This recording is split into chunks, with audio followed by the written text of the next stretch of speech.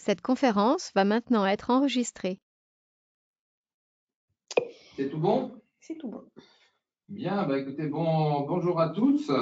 Ravi de vous accueillir pour un webinaire qui sort un peu nos sujets habituels, quoique, on verra.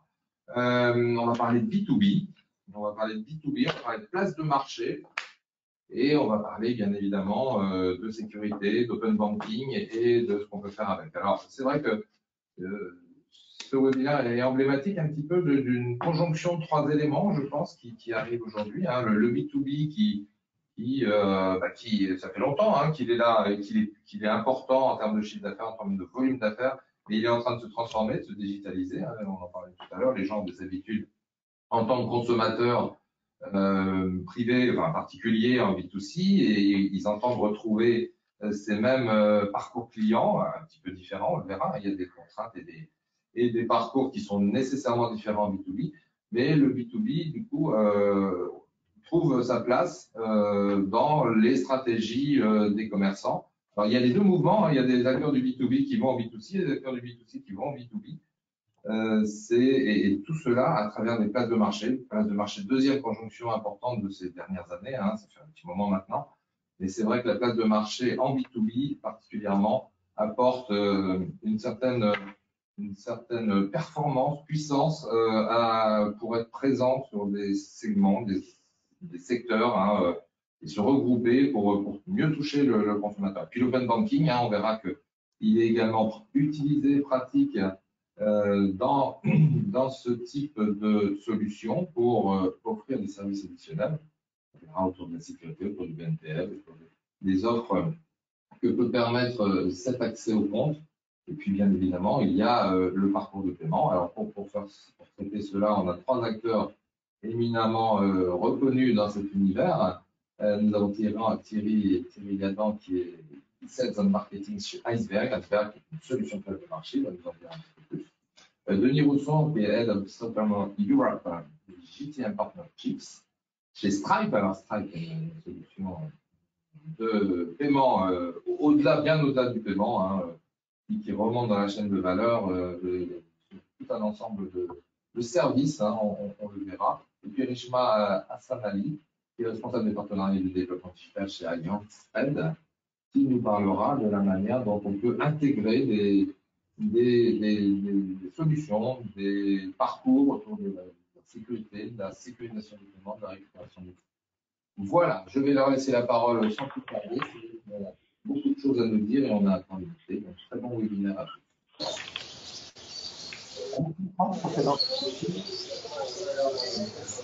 Avant de commencer, s'il vous plaît, merci de bien vouloir couper vos micros. Sinon, je vais le faire pour vous. Voilà. Désolée. Thierry, c'est à toi. Super. Okay, merci. Merci de cette invitation. Ravi de pouvoir échanger aujourd'hui avec vous en compagnie de partenaires importants ici, Stripe et Allianz Trade. En quelques mots, donc moi je suis Thierry Adam, j'ai en charge, on va dire, la responsabilité commerciale et marketing pour l'éditeur Iceberg en France et en Europe. Voilà. Pour les rapides présentations. Et puis, écoutez, on va enchaîner peut-être sur la suite. D'abord, quelques mots sur Iceberg, peut-être, c'est intéressant, tout le monde ne nous connaît pas forcément. Iceberg, en fait, est un éditeur de logiciels, un éditeur SaaS, né en 2014, donc on fait partie en fait des pionniers de la marketplace en France et de ce qu'on appelle la marketplace standardisée, c'est-à-dire apporter effectivement des back-office standardisés permettant à des futurs opérateurs de lancer leur plateforme digitale sous un format marketplace, sous un modèle marketplace. On appartient à un groupe qui s'appelle le groupe Open, qui est un groupe français, qui a à peu près 400 millions d'euros de chiffre d'affaires et qui accompagne en fait notre croissance, qui est une ESN française née en 89. Et on est évidemment reconnu par le Gartner comme étant une des solutions pionnières de la marketplace en France, notamment. Voilà. Et on a monté un certain nombre de marketplaces, on va en parler d'ailleurs juste après, donc je m'arrêterai là-dessus aujourd'hui. Alors, quelques tendances marché quand même qui me semblent importantes de rappeler ici. On est face à un marché en pleine explosion, la marketplace, depuis maintenant quelques années. Alors, peut-être sur la gauche, déjà quelques chiffres intéressants à mettre en avant. Finalement, les marketplaces et le e-commerce ce sont finalement des éléments qui sont complémentaires l'un à l'autre, in fine, et on remarque assez vite que le e-commerce mondial, il y a, on va dire, en 2008, quelques années maintenant, représentait à peine 10% finalement du commerce digitalisé. Si on le compare aujourd'hui à 2022, finalement, c'est 67% du chiffre d'affaires mondial qui se fait d'ailleurs sur des marketplaces qui sont finalement, allez, appelons-le comme ça, du e-commerce augmenté à ce stade. Donc, c'est intéressant de voir ce phénomène montant et massif en termes d'échanges, justement par, on va dire, la qualité du modèle marketplace et cette capacité à finalement étendre son réseau de partenaires et donc étendre son écosystème et massifier les échanges. Et ce phénomène-là, on le voit bien puisque en France, finalement 17 des sites e-commerce qui sont les plus visités aujourd'hui, 17 sur 20 évidemment, sont déjà des marketplaces. Donc on voit bien que ce phénomène est un phénomène grimpant. Et si on le compare, ça cette fois-ci sur la droite, au e-commerce B2B, on voit que finalement le e-commerce B2B suit exactement la même tendance que le e-commerce B2C a fait il y a 2 bonnes décennies maintenant. Aujourd'hui, et en 2022, c'est un chiffre important à retenir, c'est récent, c'est à peine l'an dernier, finalement, le e-commerce B2B a dépassé en volume d'échange le e-commerce B2C.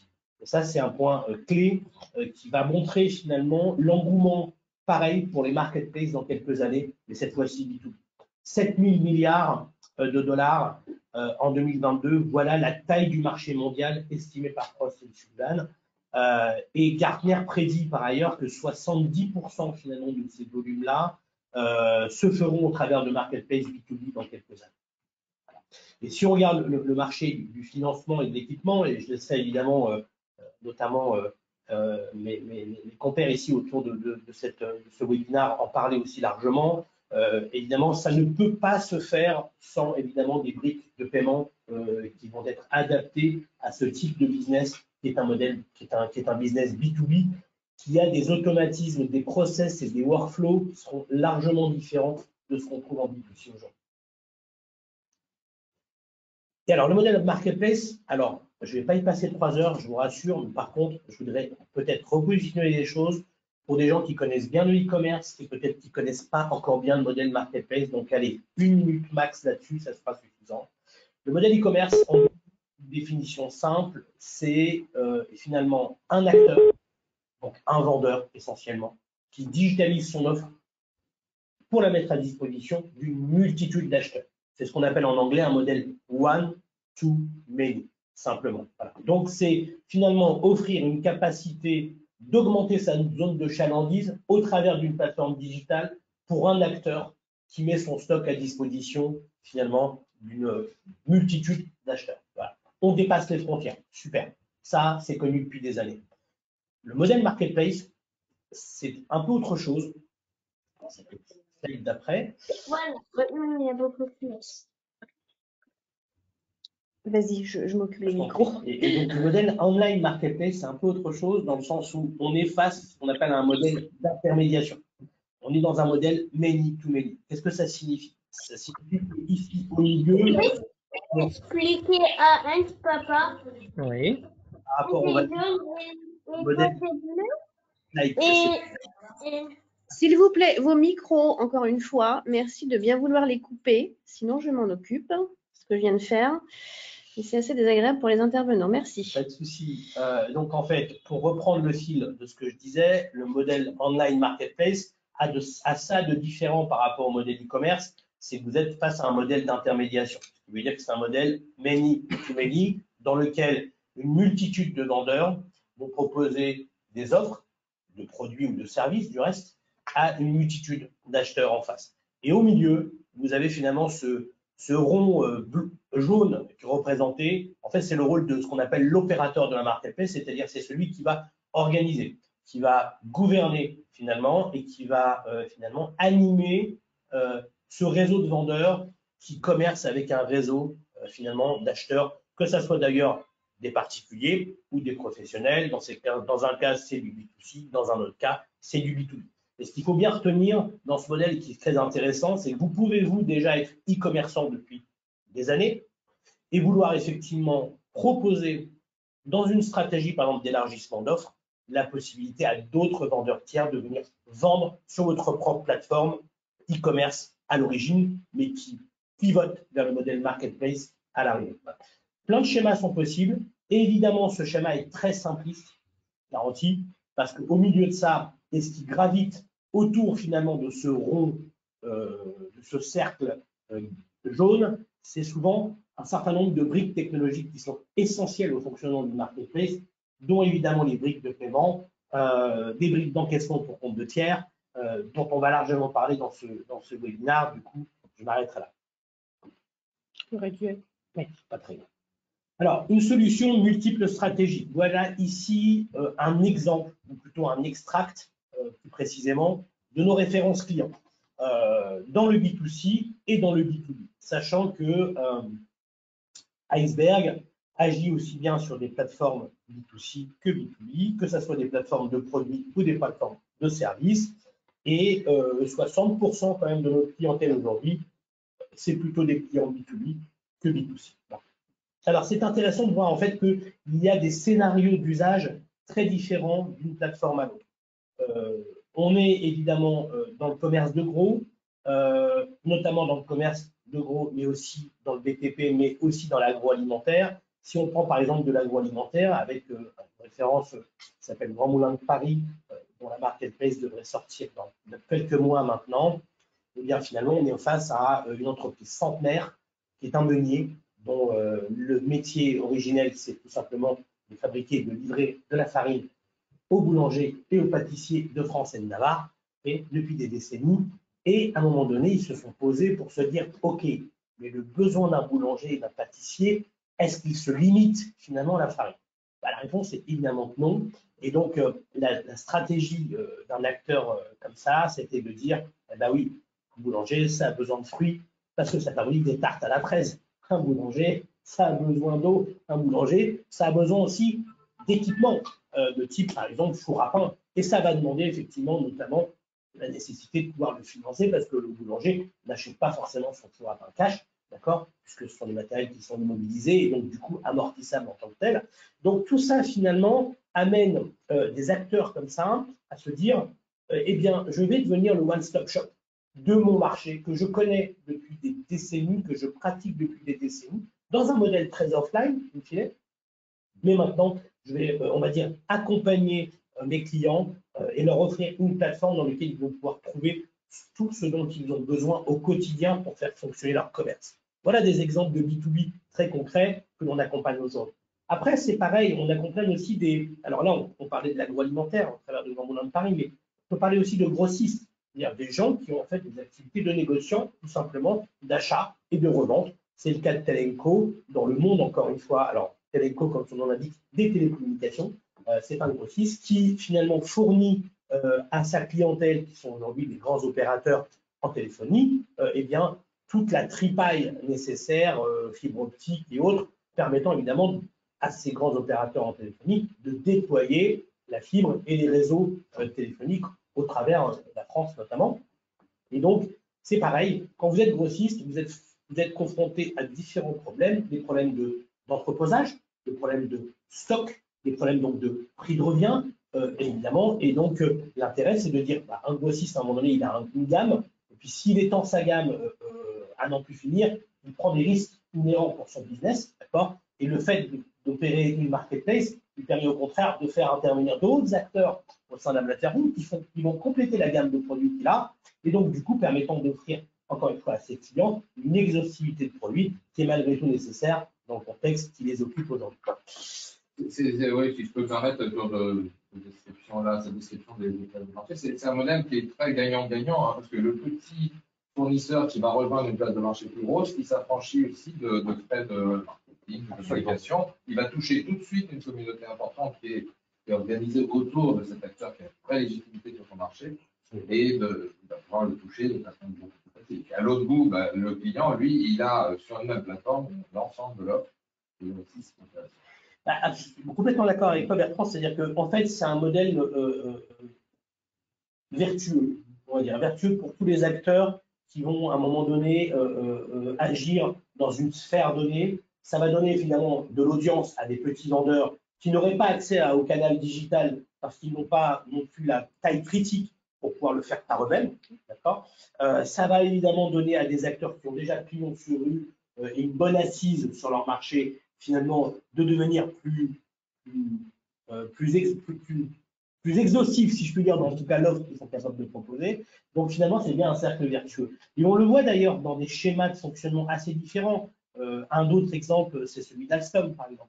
Alstom, tout le monde connaît, fabrique des trains, des métros, mais aussi des tramways maintenant, on en voit beaucoup dans nos vies, de plus en plus, et à un moment donné, a une clientèle en fait de ce qu'on appelle des opérateurs urbains, comme on connaît très bien en France, la RATP et autres, mais aussi des opérateurs nationaux comme la SNCF. Mais dans une dimension mondiale, puisque c'est quand même une dimension mondiale chez Alstom, il y a plein de noms d'autres opérateurs qu'on ne connaît évidemment pas dans d'autres pays, et donc adresse ces gens-là, ces entreprises-là, en leur fournissant eh bien, tout le matériel roulant, d'accord, et après évidemment assure une maintenabilité de ce matériel roulant. Donc on est dans une finalement marketplace de pièces détachées de trains. Mais finalement, on se rend compte que beaucoup d'opérateurs urbains, et c'était un peu l'enjeu d'Alstom, vont directement se sourcer sur le marché avec des pièces détachées, sans forcément passer par le constructeur. Ce qui se passe aussi très bien dans le domaine de l'automobile. D'accord ? Ce problème, c'est que Alstom avait, on va dire, un enjeu qui est d'ordre sécuritaire, d'ordre d'image, et de dire, si jamais effectivement un de mes clients se source sur une pièce détachée de type freinage, et que finalement la pièce n'est pas labellisée, n'a pas estampillé Alstom, vous imaginez la catastrophe que ça peut poser pour un TGV lancé à 250 km/h. L'image d'Alstom pourrait en être effectivement largement impactée. Et donc, du coup, ils se sont dit, on va essayer de ce qu'on appelle de créer une marketplace pour fédérer son écosystème. Fédérer un écosystème, c'est quoi? C'est apporter des acteurs, des distributeurs de pièces détachées qui sont trustés, labellisés par le constructeur, et de l'autre côté, évidemment, laisser les acheteurs de ces opérateurs pouvoir se sourcer directement. Et ça va au-delà d'ailleurs de la pièce détachée, puisqu'ils vont même jusqu'à offrir des services, par exemple parce que la maintenance des réseaux ferrés, ce n'est pas de la pièce détachée, c'est aussi évidemment des personnes qui vont travailler là-dessus. Bref, je m'arrêterai là pour les échanges, je pense que c'est important. Quelques mots sur la personnalisation en B2B, parce que quand on monte une plateforme B2B, finalement, on est confronté à des enjeux qu'on ne connaît pas dans le B2C. Et ça, c'est essentiel. D'abord, il y a ce qu'on appelle des stratégies tarifaires.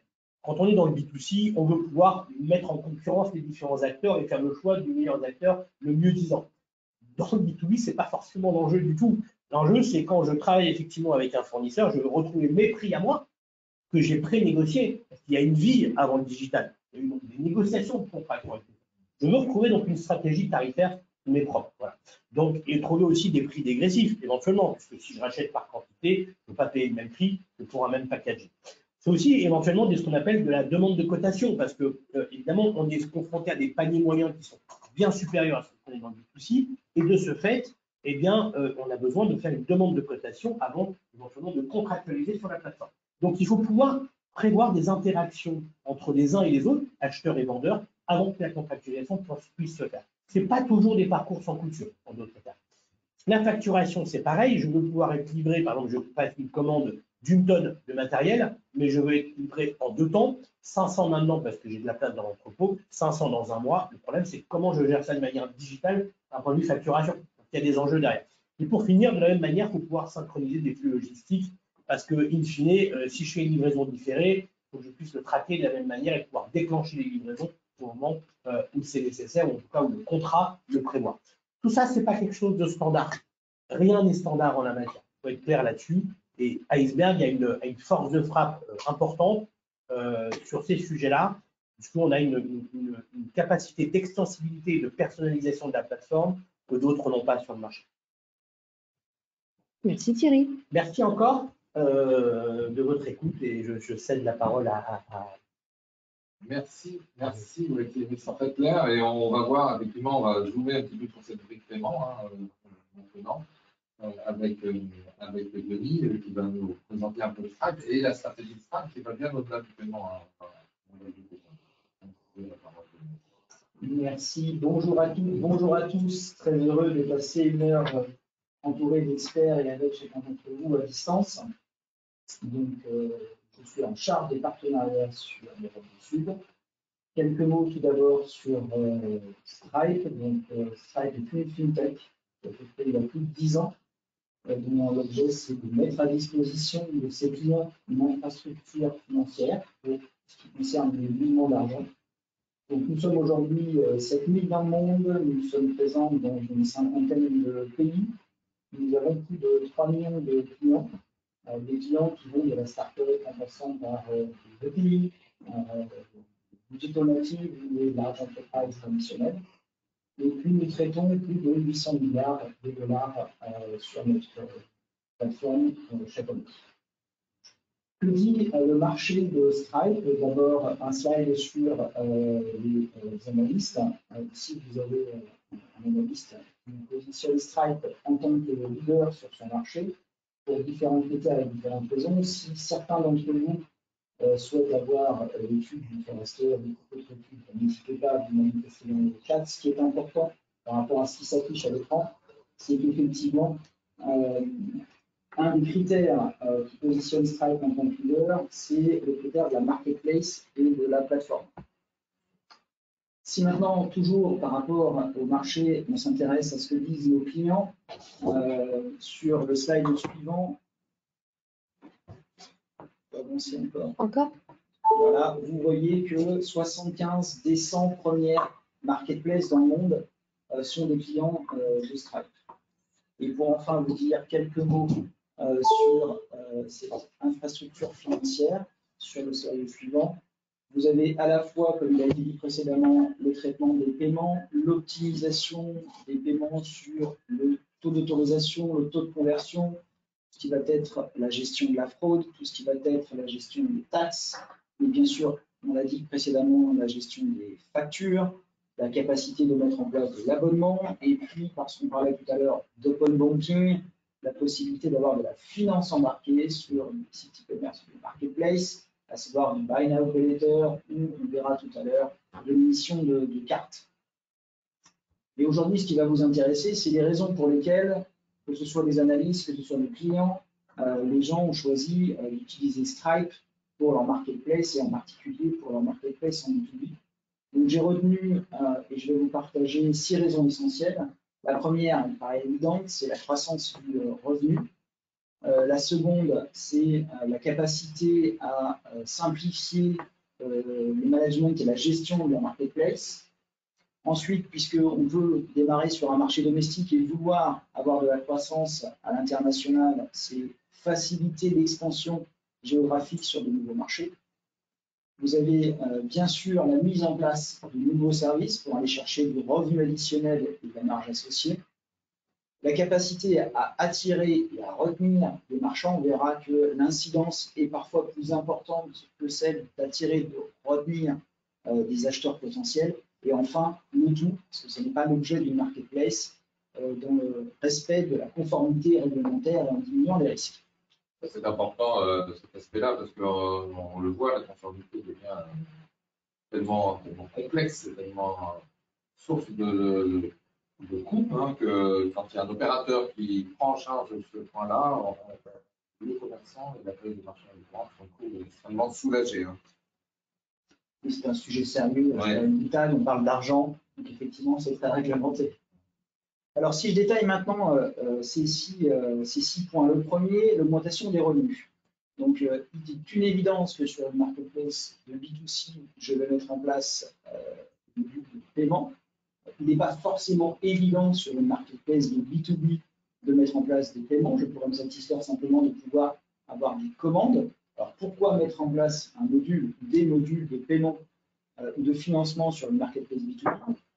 Il y a plusieurs évidences pour cela. La première, c'est que vous allez réduire les délais de paiement, le fameux DSO, et ça va intéresser bien sûr le CFO. Et puis la deuxième, c'est que ça va faciliter la réconciliation financière entre des produits, une facture, un paiement jusqu'à la reconstitution de son chiffre d'affaires. Alors, il faut pouvoir mettre en place des solutions de paiement sur une marketplace B2B, B2C. Il faut pouvoir disposer de l'ensemble des méthodes de paiement qui sont utilisées au niveau global ou au niveau local. Je reviendrai dessus tout à l'heure. Nos habitudes, nos cultures réglementation fait que d'un pays à l'autre, l'utilisation des méthodes de paiement sont différentes. Et vous le savez, ce qu'on voit en B2C, on revoit en B2B. Si vous n'avez pas les bonnes méthodes de paiement, vos acheteurs ne vont pas finaliser leur parcours d'achat sur votre marketplace. On l'a dit tout à l'heure, un processus d'achat sur une marketplace B2B, ce n'est pas forcément un processus sans couture. Ça va parfois être un processus avec des workflows plus complexes que sur une marketplace en B2C. Donc, bien sûr, il faut être interfacé avec toutes les solutions qui vont permettre de faire des devis, de faire des cotations. Il faut être capable, à l'issue d'un code to cash, de pouvoir générer une facture, y adjoindre des moyens de paiement, ce qui va, comme on l'a dit tout à l'heure, réduire le délai de paiement. Et puis, bien sûr, faciliter là aussi, et là encore, la réconciliation financière à l'issue des transactions. Donc, c'était le premier point, l'augmentation des revenus. Sur le deuxième point, faciliter le management des marketplaces. J'ai retenu des éléments qui sont essentiels. La première, c'est ce qu'on appelle l'onboarding des marchands. Donc, il faut savoir qu'effectivement, ce qu'on appelle dans notre jargon ici, vous devez, en tant que merchant, quand vous vous déclarez, prouver que vous êtes bien l'entreprise que vous prétendez être capable de fournir un certain nombre d'éléments, dont vos comptes bancaires. Le tout étant bien sûr très réglementé, on cherche à s'assurer qu'il n'y ait pas d'activité illicite, de blanchiment d'argent, d'activité terroriste ou autre. Et toutes ces solutions qui vont permettre de fluidifier, de faciliter l'onboarding des marchands sur une marketplace sont essentielles et importantes. La deuxième chose, puisqu'on parle, tout à l'heure tu me disais Thierry, de many to many, one to many, quand on parle de marketplace, on va avoir un flux financier un peu plus complexe, et même si je le réduis à sa plus simple expression, il va falloir répartir le flux monétaire entre un fournisseur, la marketplace et un transporteur dans la majorité des cas. Donc, cette capacité à fluidifier le mouvement d'argent afin que chacun, sur une transaction donnée, puisse disposer de son paiement est un élément aussi essentiel au management de la marketplace. On parle de croissance, on dit que le digital permet d'aller au-delà des frontières. Donc, s'agissant du troisième élément sur l'expansion géographique, on l'a dit tout à l'heure en introduction, les habitudes, les cultures, la réglementation fait que aujourd'hui, quand on compare sur les trois grandes plaques géographiques entre les Amériques, l'Europe, la PAC, les méthodes de paiement sont différentes d'un pays à l'autre. Et si on regarde dans le détail au niveau de l'Europe, et si je me prends un exemple avec trois pays frontaliers, la France, les Pays-Bas et l'Allemagne, une des méthodes de paiement la plus usitée aux Pays-Bas est une méthode qu'on appelle ITIL. Donc, il faut effectivement disposer de l'ensemble des méthodes de paiement globales et locales. Et l'incidence, et on le voit sur le slide juste après, c'est que si vous disposez des bonnes méthodes de paiement par rapport à votre marché, par rapport à vos acheteurs potentiels, vous pouvez augmenter jusqu'à 2 fois le chiffre d'affaires sur votre marketplace. Ça, c'est pour l'aspect et impact sur la top line, mais vous avez aussi un impact sur la bottom line parce que les méthodes de paiement n'ont pas le même coût d'usage et donc vous pouvez réduire aussi le coût d'utilisation des méthodes de paiement. Absolument. On a dit tout à l'heure la possibilité de lancer de nouveaux services ou obtenir de nouveaux revenus. Et en introduction, on faisait écho notamment à l'open banking. J'ai retenu là encore 2 éléments essentiels. La première, vous le savez tous, on passe d'une économie de produit à une économie de service. C'est une tendance qui a été constatée avant le Covid, qui a accéléré pendant le Covid et qui continue sa croissance. Aujourd'hui, autour de la table ou autour de l'écran, on est plus de 20% à disposer d'au moins un abonnement. Et c'est un marché qui double d'année en année. Donc la possibilité de mettre en place la souscription de l'abonnement sur une marketplace va permettre d'avoir effectivement des revenus supplémentaires, une meilleure prédictibilité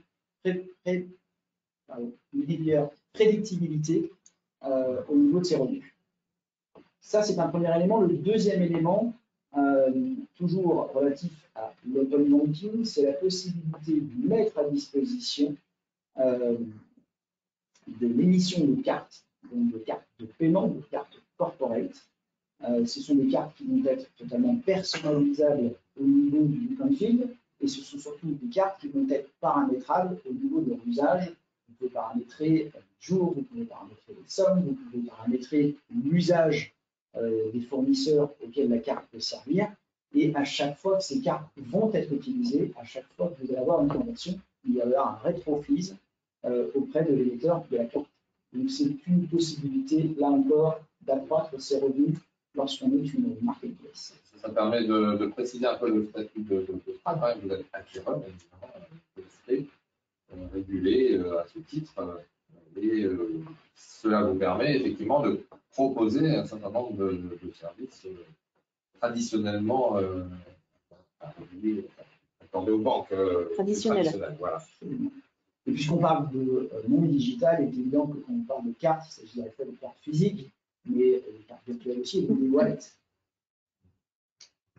Alors, on a dit tout à l'heure attirer et retenir des merchants sur une marketplace. Alors, sur le graphique qui s'affiche à l'écran, vous voyez d'un côté l'impact que peut avoir sur une période de 2 ans l'attraction sur les volumes, l'impact sur les volumes d'acquéreurs potentiels versus l'impact que peut avoir sur la même période l'attraction et la rétention de fournisseurs ou de merchants. Et effectivement, contrairement à éventuellement une idée reçue, c'est bien cet effort d'attraction et de rétention de fournisseurs sur le marketplace qui va avoir un plus gros impact sur les volumes. Alors pour ce faire, on a évoqué tout à l'heure la facilité d'onboarding d'un merchant sur la notion de KYC. On a aussi évoqué la notion de répartition de revenus pour s'assurer que celui-ci percevra le revenu qui est défini par rapport à la marketplace. Mais il y a aussi tous les outils de gestion qui vont nous permettre de lui transmettre en temps réel des informations par rapport au chiffre d'affaires, aux revenus et aux paiements qu'il va réaliser sur ces marketplaces, qui va bien sûr faire en sorte que ce fournisseur restera le plus longtemps possible et va accroître potentiellement l'offre qui mettra à disposition sur cette marketplace. Et enfin, puisque tout à l'heure, sous forme de boutade, je parlais d'un sujet sérieux, d'argent, c'est sûr qu'on est face à une réglementation très contraignante qui évolue. Ce n'est pas le métier du marketplace que de se mettre en conformité réglementaire. On ne va pas forcément rentrer dans le détail de l'ensemble de la réglementation. Je vais peut-être prendre un exemple assez trivial. Si je prends ne serait-ce que la TVA, lorsque vous voulez vous adresser à un marché aux États-Unis, il faut savoir que pour un même produit, la TVA va varier d'un État à l'autre. Donc d'avoir une solution qui comprend le calcul automatique de la TVA et s'assurer que celle-ci restera en conformité par rapport à l'évolution de la réglementation, c'est aussi, là encore, un élément essentiel. Voilà en ce qui me concerne pour mon intervention. J'aurai plaisir, avec l'ensemble des experts, à participer questions-réponses, mais je vais passer la main à Rishma. Rishma, tu as la parole pour parler effectivement des solutions Allianz Trade autour du marché du crédit. Merci.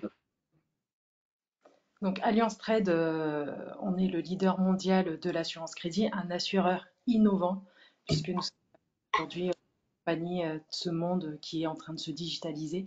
Qu'est-ce qu'une assurance crédit avant tout?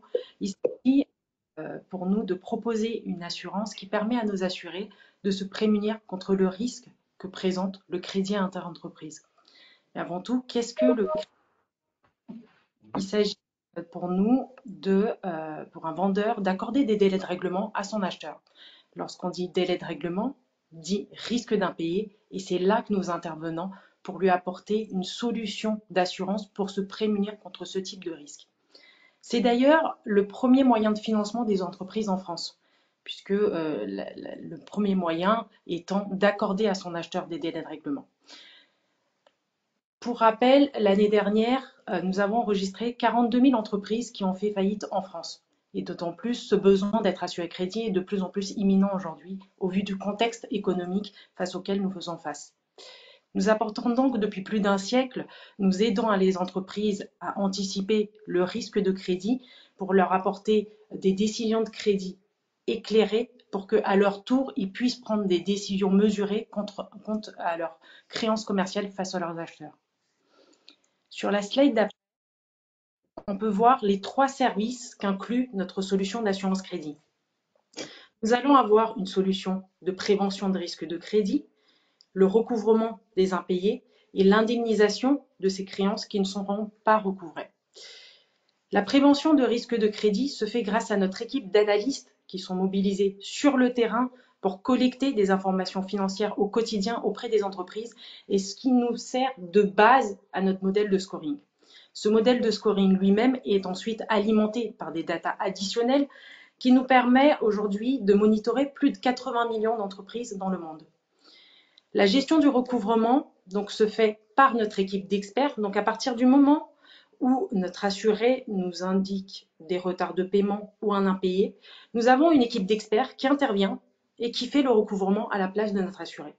Lorsque ce recouvrement ne se fait pas de manière optimale, je veux dire, lorsque nous n'arrivons pas à recouvrir la créance, nous indemnisons notre assuré en tant qu'assureur crédit et donc cette solution complète permet à notre assureur d'être complètement déchargé de toute la gestion de son portefeuille client. Sur la slide d'après, nous allons voir pourquoi aujourd'hui Allianz Trade est sensible à l'évolution du marché qui s'oriente de plus en plus vers le commerce online, vers les sites de e-commerce B2B ou marketplace B2B. La digitalisation des processus de vente est venue secouer notre manière de servir le marché en assurance crédit.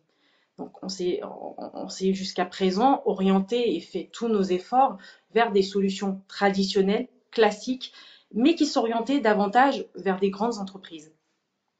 Et en voyant ce slide, par exemple, vous allez voir qu'aujourd'hui, l'engouement des entreprises à commercer en ligne via des sites de e-commerce ou de marketplace nous a poussé à orienter notre stratégie pour répondre à des nouveaux besoins online.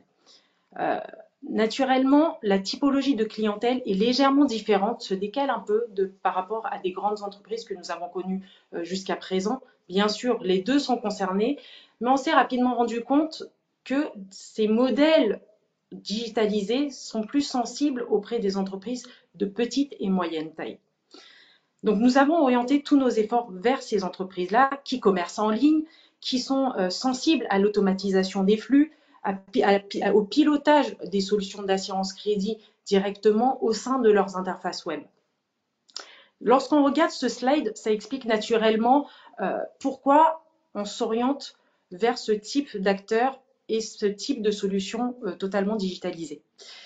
Lorsqu'on regarde à gauche de ce slide, on peut observer qu'aujourd'hui, le chiffre d'affaires qu'on estime sur le site B2B en France prend énormément d'ampleur, connaît une forte croissance depuis ces dernières années. En 2022, le chiffre d'affaires estimé sur ce secteur s'élève à 140 milliards avec une croissance forte qui est attendue d'ici 2025 de 39%. Soit nous allons atteindre des chiffres d'affaires qui seront estimés à 195 milliards d'euros. Lorsqu'on regarde sur la partie droite de ce slide, on peut apercevoir que sur 2025, un acheteur sur 3, soit 33% des acheteurs sur le monde du B2B, va opérer ses achats sur un site de e-commerce. Donc naturellement, on voit très bien que le succès qu'il y a eu du commerce B2C online est en train de se répliquer sur le B2B. Et donc, les acteurs sur le B2B cherchent également à opérer leurs achats sur un site de e-commerce parce que les avantages sont nombreux. Aujourd'hui, pour un vendeur, d'être présent sur un site de e-commerce lui permet d'apporter une disponibilité de l'information de ses produits en temps réel, d'étendre sa zone de chalandise, de vendre beaucoup plus puisque étendant sa zone de chalandise, il atteint plus d'acheteurs et donc d'augmenter son chiffre d'affaires, sa rentabilité, etc. Pour l'acheteur, les bénéfices sont également nombreux puisque l'acheteur qui opérera ses achats sur un site de e-commerce aura accès à une disponibilité de l'information à tout instant en temps réel et d'ailleurs pourra également à son tour opérer à une digitalisation de ses achats, de son processus d'achat en interne chez lui. Donc les bénéfices sont mutuels, que ce soit pour le vendeur ou pour l'acheteur. Lorsqu'on regarde la slide d'après, On peut voir que lorsqu'on analyse les transactions qui sont réalisées sur un site de e-commerce, ce qu'on observe dans le e-commerce B2B est un peu plus élevé en termes de montant que le B2C. Lorsqu'on regarde, on analyse les paniers moyens, on s'aperçoit que les paniers moyens sur le B2C avoisinent les 1 800 €, tandis que dans le B2C, on est sur des paniers moyens de 60 €. Quand on voit ces montants-là, naturellement, le vendeur va venir se prémunir contre le risque auquel il fait face lorsqu'il accorde des délais de règlement à son client. On voit clairement que le e-commerce pour les entreprises est un accélérateur de croissance, mais derrière est aussi un module qui permet aux vendeurs de proposer des délais de paiement, mais qui nécessite de se prémunir contre le risque d'impayé. Lorsqu'on regarde la slide suivante, on peut voir que pour répondre à ces modèles, ces nouveaux besoins qui sont sur le commerce en ligne, nous pouvons proposer aujourd'hui différents services. Nous avons développé une brique technologique d'assurance qui permet aujourd'hui de distribuer notre solution d'assurance via notre API, qui est simple à intégrer et qui permet à notre modèle de décision, à notre modèle de scoring, d'apporter une décision de crédit en temps réel. C'est une décision de crédit qui est apportée en temps réel à la facture, à la transaction sur les sites de e-commerce ou de marketplace. Ces 3 gammes de produits que nous proposons, donc la première gamme de produits, c'est une assurance qui est semblable à l'assurance crédit que nous proposons aujourd'hui de manière traditionnelle. C'est-à-dire que nous allons venir assurer le e-commerçant par rapport à ces transactions qui seront réalisées sur son site de e-commerce. Et donc, nous allons venir assurer les transactions commerciales qui sont opérées avec ces acheteurs. Les 2 autres modèles nous permettent d'aller encore plus loin dans notre façon de distribuer notre solution d'assurance. Nous nous sommes alliés aujourd'hui à des partenaires de BNPL spécialisés dans le paiement, dans le financement, afin de distribuer notre solution d'assurance crédit qui est totalement intégrée au sein de leur module de paiement, le module de financement. Je m'explique. C'est qu'aujourd'hui, lorsqu'un acheteur arrive sur un panier d'achat, au moment de la validation de ce panier d'achat, nous sommes capables, grâce à notre API, d'apporter une décision de crédit en temps réel. C'est-à-dire que nous pourrons apporter la réponse au e-commerçant ou sur la marketplace de dire est-ce que nous sommes capables d'assurer crédit cette transaction ou pas. À partir du moment où cette transaction pourrait être assurée crédit, au moment du paiement, cet acheteur va avoir le module, la sélection, le choix de pouvoir opérer, acheter sa marchandise avec un paiement différé, ou lorsqu'on opte sur la solution, la 3e solution qui apporte aussi une solution de financement, eh bien, ça va permettre à l'acheteur d'avoir une solution de paiement différé, mais pour le marchand, d'avoir une solution de financement immédiatement. La 3e solution est la plus complète, puisqu'aujourd'hui, ça permet au marchand de détenir les fonds, une avance de trésorerie de la part de notre partenaire BNPL qui fait du financement. Donc, le partenaire va apporter le financement au marchand et l'acheteur, quant à lui, va bénéficier d'un délai de paiement. À la date d'échéance de la facture, l'acheteur va payer directement sa facture à cet acteur qui est venu avancer les financements au marchand et donc l'opération est totalement neutre pour les 2 acteurs. Pour le marchand, il se fait payer immédiatement. Donc pour lui, ça lui permet de préserver sa trésorerie.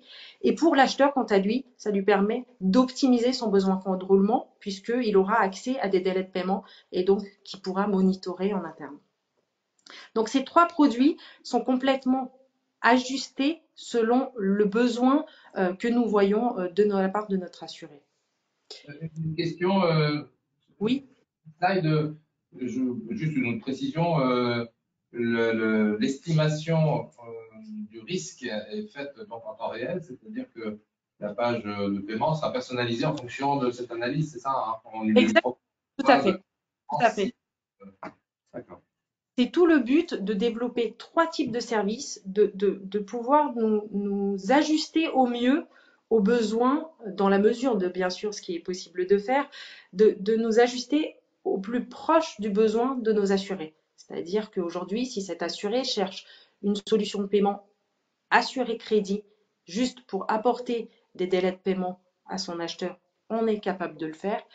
Et aujourd'hui, si cet assuré cherche également des solutions de financement, on est également capable de le faire. Le but, c'est ensuite d'ajuster complètement et de nous adapter selon la taille de l'acheteur, selon la taille du marchand, d'ajuster aussi notre cotation en interne. Donc, on vient personnaliser notre solution d'assurance crédit sur ce marché. Si on regarde la slide d'après, on peut voir les bénéfices que l'assurance crédit destinée au e-commerce B2B et marketplace B2B apporte sur le marché. On peut apercevoir aujourd'hui que c'est une solution incitative puisque les paniers moyens seront beaucoup plus importants, 30% plus importants lorsque l'acheteur aura des solutions de paiement différées. Il aura tendance à acheter plus puisque le décaissement ne se fera pas tout de suite. Il aura une solution de paiement qui sera disponible pour lui et donc ça l'incitera à acheter plus. Ça augmente aussi le taux de conversion puisque aujourd'hui, un acheteur qui a ces solutions de paiement aura tendance à réduire l'acte de réflexion et donc ces solutions additionnelles poussent l'acheteur à passer à l'acte d'achat plus rapidement. On a un taux de conversion qui est de 40% pour le plus important lorsqu'il y a ces solutions qui sont accordées à l'acheteur. Mais également... Pardon, on est en B2B ou en B2C ou les deux, là, ces chiffres? Là, ces chiffres-là, c'est uniquement sur du B2B. Mais j'imagine que sur le B2C aussi, ces solutions apportent également des intérêts, que ce soit au niveau des paniers d'achat, que ce soit au niveau de la conversion. Mais en tout cas, cette slide et cette étude est orientée dans le marché du B2B, dans le marché sur lequel Allianz Trade intervient, uniquement sur du B2B. C'est également une solution qui fidélise le client, puisque grâce à des solutions de paiement additionnelles, on observe que la fréquence d'achat et la fréquence à laquelle l'acheteur va revenir plus régulièrement sur le site de e-commerce, sur la plateforme de e-commerce, sera beaucoup plus importante. L'expérience d'achat également, qui sera beaucoup plus positive, puisque aujourd'hui, un acheteur qui vient acheter sur un site d'e-commerce, lorsqu'il voit qu'au moment de paiement, il a des solutions additionnelles qui peuvent répondre à ses besoins, eh bien, il retiendra une expérience d'achat qui sera positive. Et puis, la sécurité. La sécurité est très importante lorsqu'on commerce en ligne. On cherche tous à acheter sur des sites de e-commerce qui apportent de la sécurité dans l'achat. Eh bien, ici également, d'une part, nos partenaires du BNPL apportent de la sécurité, puisque certains d'entre eux également utilisent la solution d'open banking. Et donc, ils sécurisent tout le flux, toute la transaction, que ce soit sur la partie KYC, que ce soit sur la partie fraude. Et nous, derrière, on vient également sécuriser le flux commercial entre le vendeur et l'acheteur en apportant notre solution d'assurance crédit. Ce que ce webinaire démontre clairement aujourd'hui, c'est que Stripe, Iceberg, Allianz Trade, chacun d'entre nous, nous avons chacun notre propre expertise. Et ce qui est important de voir aujourd'hui, c'est qu'en offrant chacun notre expertise de manière combinée et commune, ça permet de répondre à des nouveaux besoins que nous voyons émerger sur le marché. Donc n'hésitez pas, si vous avez des questions, que ce soit sur la partie assurance, pour Stripe, pour Iceberg, n'hésitez pas à nous les poser, nous ferons un plaisir de vous répondre à vos questions. Merci Rishma et merci également à Denis et Thierry pour leurs interventions qui étaient ultra intéressantes. Alors c'est vrai que Mercatel, le B2B, c'est un peu un univers particulier puisqu'on est nous très focalisés B2C, mais néanmoins c'est toujours extrêmement intéressant d'avoir des datas sur l'environnement donné. Il y avait une question puisqu'on a beaucoup parlé de BNPL.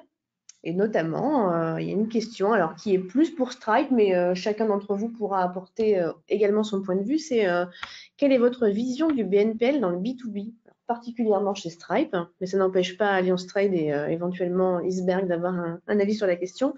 Et souhaitez-vous intégrer ou travailler avec une solution tiers?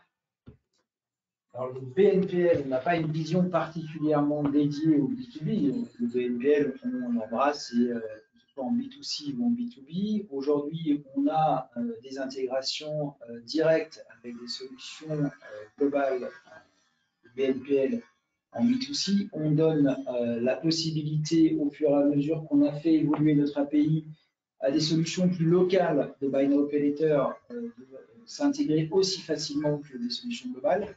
Il est bien évident que ces facilités de commerce qu'on l'on voit en B2C sont des solutions qu'on va retrouver et qui vont prendre de plus en plus de place dans le commerce B2B. Très bien.